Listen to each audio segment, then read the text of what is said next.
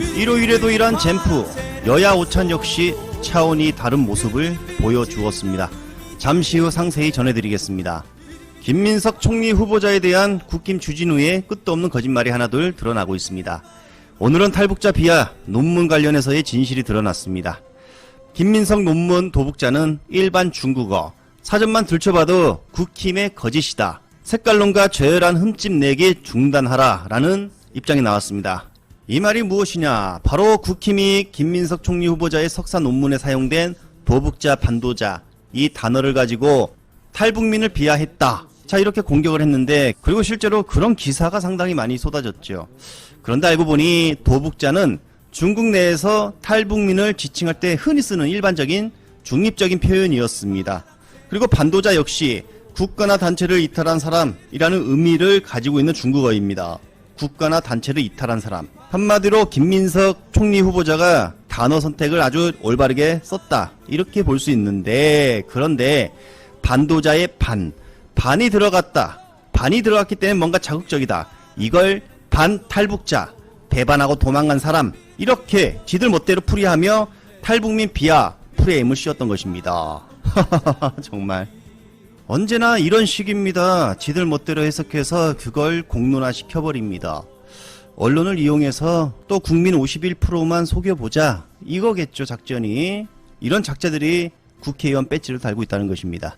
솔직히 김민석 후보자는 국힘이 주장하는 모든 거짓을 전부 반박한 상황입니다.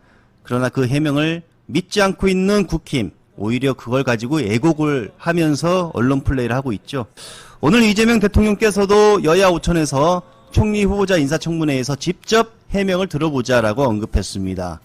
이미 팩트는 다 드러났기 때문에 아마도 이재명 대통령께서는 김민석 후보자를 끝까지 밀고 가서 인선할 것이다, 이렇게 보입니다. 자, 이러다 보니 이제 팩트가 하나둘 드러나다 보니 국힘 내부에서 반격이 나왔습니다. 어떤 반격이냐 들어보십시오. 김민석 청문회 인격 살해장 돼선 안 된다. 그러면서 김민석은 이준석보다 10배 이상 자기관리 철저한 인물이다 라며 옹호의 목소리가 나오기 시작했다고 합니다. 60이 넘은 김민석 내정자의 전 재산이 집도 없고 고작 2억 원 밖에 안 되는데 무슨 부정 축제나 비리 등 돈 문제가 있겠는가? 다른 비리가 하나도 없으니까 달랑 재산 2억 원 밖에 안 되는 정치인을 상대로 돈 비리 의혹을 제기하는 장면은 윤석열의 비상계엄만큼이나 자다가 봉창 두드리는 뜬금없는 코미디다. 이게 국힘 내부에서 나온 소리입니다. 더구나 재산이 100억에 가까운 상대 정치인들이 김민석 내정자를 상대로 돈 문제 공격을 한다는 게 가당키나 한 것인가? 야, 이렇게 주진우까지 박살내 주었습니다. 자, 이 사람이 누구냐? 바로 김성호. 윤석열 정권 때 싱크탱크 여의도 연구원 부원장도 지낸 인물이었습니다. 국힘 내부에서 이런 말까지 나올 정도면 이건 김민석의 완성 아닙니까? 그러면서 하나의 예측을 했습니다. 김대중 대통령이 음모론에 여러 차례 정치적 살해를 당했고 이재명 대통령도 똑같은 정치적 살해를 당했고, 자, 이제는 김민석 총리 내정자를 정치적 살해하려 난리도 아니다. 민주진보 정치인에 대한 정보기관과 정치검찰에 의해 정치적 살해는 이제 오늘의 일이 아니다. 결국 김대중 대통령은 살았고 이재명 대통령도 살았다. 당연히 김민석 내정자도 살 것이다. 자, 이 단어 뜻에는 다음은 또 김민석을 이렇게 엄청나게 차기 잠룡으로 띄워주는 그런 상황을 만들어 버렸다. 국힘을 향해 비판을 한 것이죠. 이들에 대한 음모는 지금까지 진실과 거리가 먼 것이며 말 그대로 정치 공작이었기 때문이다 라는 말로 끝이 났습니다. 자, 어제부터 가동된 김건희 특검, 벌써 이런 기사가 나옵니다. 김건희 도이치 사건 검찰은 무혐의라더니, 자, 특검은 방조범을 넘어 공범이다. 공범, 주가 조작 공범으로 자 치부하고 있었습니다. 재수사팀 확보, 김건희 녹음 파일 등 스모킹 건 대나라는 기사가 나왔습니다. 자, 녹취가 하루 만에 수백 개의 통화 녹음 파일이 등장했고요. 그곳에는 결정적인 단서가 될 수 있는 스모킹 건이 수두룩 있다고 합니다. 2009년부터 3년간 이뤄진 이 녹음, 김건희가 증권사 직원에게 계좌관리자 측에서 수익 40%를 줘야 한다. 자, 이렇게 말한 부분과 계좌관리자 측이 수익금 배분을 과도하게 요구한다는 취지 발언이 들어있는 것으로 알려졌다. 또 검찰이 IP 주소 압수수색 범위를 확대했고 이 주소에서 김건희 계좌관리를 하며 주가 조작 주도한 블랙펄 인베스트 사무실임을 확인했다. 이거 뭐 빼박이네 진짜. 자, 이 밖에도 오늘 나온 기사 속보를 보면요. 법원 어제 법원 김용현이 낸 추가 기소 집행정지 신청 기각. 김용현 완패입니다. 완패. 결국 내일 추가 기소 재구속 신문이 열린다고 합니다. 이날 특검이 첫 공식 재판 활동이 시작이 되고 이어 윤석열 재판에도 참석을 한다고 합니다. 내일 재구속 판결이 나오면 타 공범들 또한 여파가 갈 수밖에 없죠. 추가 기소가 이루어질 것으로 보이며 당연히 다른 공범들 또한 재구속이 계속 이어질 것입니다. 그렇다면 내란 특검의 속도가 더욱더 빠르게 붙을 수밖에 없어 보인다라는 생각이 듭니다. 당연히 윤석열 재구속도 얼마 남지 않았다. 기소를 언제 하느냐가 뭐 날짜만 정해지면 끝난다. 시간 문제다 이 말이고요. 현재 윤석열이 패닉 상태, 체념한 상태라는 기사도 나온 만큼 판이 정말 윤석열에게 안 좋게 흘러갈 것으로 보인다. 아직까지 정말 많은 시민들의 우려는 있지만 조은석 특검이 현재까지는 잘해주고 있다. 자, 그러나 그 내부 구성원들을 볼 때 끝까지 잘할 수 있는지, 잘할 수 있게끔 또 우리가 지켜볼 필요가 있다라는 생각을 전하면서 여야 오찬이 오늘 열렸습니다. 그렇다면 일요일에도 일을 한 이재명 대통령. 자, 우리 젠프가 평정한 한판이었습니다.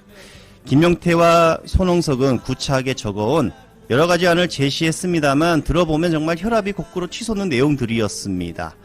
각자의 모두 발언 후 비공개 회의로 진행이 되었는데 그 내용이 브리핑을 통해 알려졌습니다. 역시 이재명 대통령은 김민석 후보자를 끝까지 밀고 갈 마음이 강했다. 자, 김용태가 이런 말을 했다고 해요. 김민석 의혹 감당 힘들 정도다. 결단하라. 그러나 이재명 대통령 직접 입장을 들어보자. 일축을 했다고 합니다. 이어 반격의 한마디. 그렇게 가족 신상 문제를 삼는 분위기로 인해 인사 고충이 좀 있다. 자, 그리고 손홍석은 법사위 돌려달라 이런 때도 썼다고 하는데 언론들 보도를 보면 윤석열 2년 지나야 했던 여야 오찬을 이재명 대통령은 18일 만에 마주 앉았다라며 지켜 세웠습니다. 이게 뉴스의 메인이 돼야 한다는 것이죠. 비공개 회담 내용과 공개된 이재명 대통령의 발언을 들어보고 마칠까 합니다. 모두 발언은 공개되었으므로 비공개 부분에 대해서만 말씀드리겠습니다. 첫째, 대통령님은 G7 방문 시 외국 정상들이 환대하고 또 성의 있게 대화 나눴던 부분들을 설명하셨고 특히 일본 총리가 한일 수교 60주년 행사에 직접 참석하신 것에 대해서도 높이 평가하셨습니다.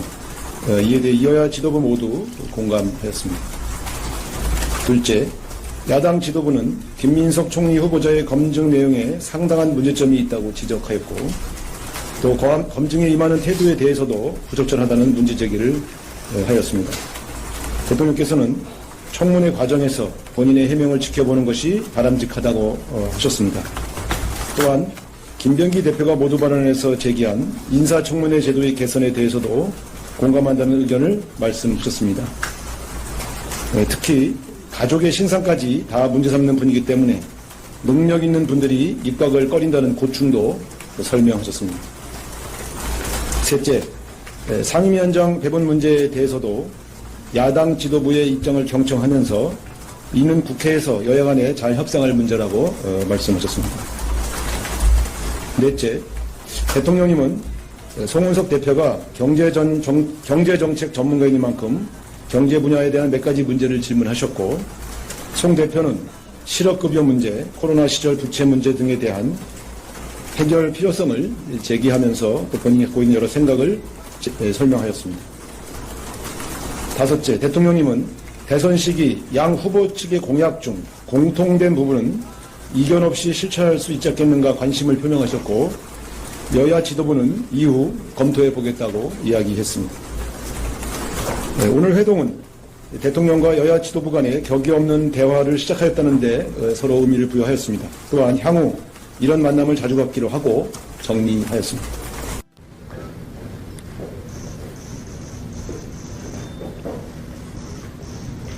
오른쪽으로 아마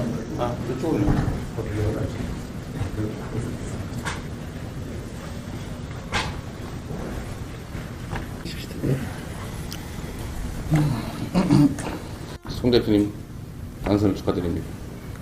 그리고 많이 도와주십시오.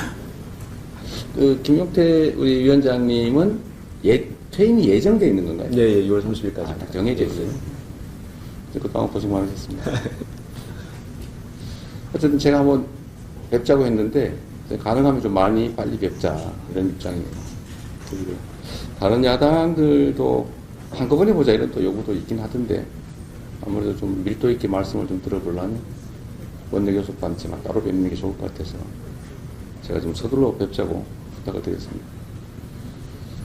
특히 이제 외교 문제는 우리가 여야 구별 없이 함께 공동 대응해야 될 문제이기도 해서 성과라고 하면 좀 그렇고 어쨌든 이번에 G7 회의 참석 결과 말씀도 좀 드리고 싶고 또 나토 회의 참석 문제도 아직은 확정을 못했는데 또 의견도 좀 들어보고 싶고 국내 문제에 대해서는 뭐 일상적으로 좋은 의견 많이 주시지만 이런 자리에서 한번 말씀도 따로 좀 듣고 싶었습니다. G7 회의는 뭐 의외로 많이 환대를 받았어요. 아마 국제적으로도 관심 꽤 많은 상태였던 것 같고 우리 입장에서는 대한민국의 모든 혼란상이나 또는 어떤 위기 상황이 다 정리됐다라는 점들을 보여주고 특히 그 G7이 관심 가지고 있는 소위 민주주의의 가치 또 회복력 이런 것들을 한번 보여준 계기가 된 것 같습니다. 많은 정상들이 대한민국의 미래와 현재에 대해서 관심들을 많이 표명해 주셨어요. 앞으로도 우리가 대외 문제에 관한 한은 좀 함께 입장을 좀 조율해 가면서 같이 갔으면 좋겠다는 생각이 듭니다. 최근뿐만이 아니라 꽤 오랫동안 대한민국 경제가 매우 어려워서 우리 국민들께서 겪는 어려움들이 매우 크다는 건 뭐 누구나 다 공감하실 것 같습니다. 대한민국 경제 상황, 거기에 좀 바탕이라고 할 수 있는 안보, 외교 상황들도 한번 같이 점검해 보면 좋겠고, 특히 이번에 저희가 추경안도 내게 되는데, 뭐 정책안에 대해서는 의견이 다른 게 너무 당연해서, 다른 의견도 많이 가지고 계신 걸로 압니다만, 또 의견은 제가 충분히 좀 들어보고, 조정할 수 있는 또 조정하고, 의견이 다르다고 하는 것은 그 어느 한쪽이 반드시 옳다는 것도 아니기 때문에 최대한 공감할 수 있는 점들은 서로 공감할 수 있도록 노력해서 가능하면 신속하게 현재 어려운 상황을 함께 이겨냈으면 좋겠습니다.